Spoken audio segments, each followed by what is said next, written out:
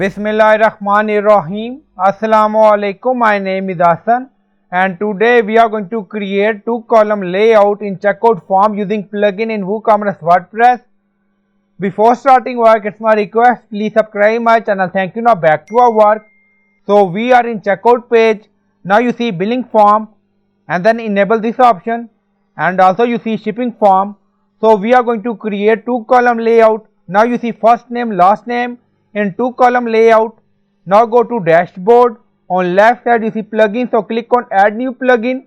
Then in search plugin, write checkout field manager.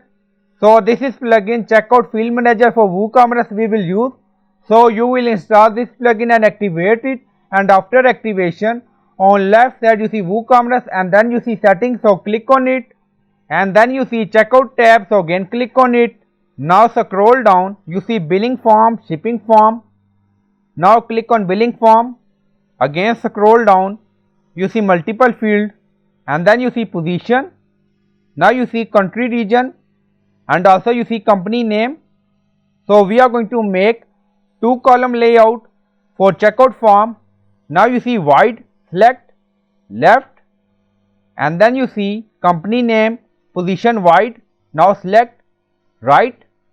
Now you see left, right position, and then click on save changes. Now setting saved. Go to checkout page. Now you see country region and company name in white form. Now refresh the page. Now you see country region and company name in two column layout in billing form.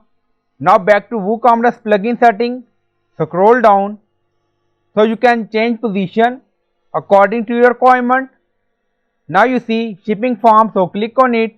Now scroll down, you see all shipping field, also you see position and then you see wide, so you can select left or right position according to your requirement for both billing and shipping form. Now you see in checkout page. So I hope you like this video. Please like, comment, share, subscribe. Thank you for watching.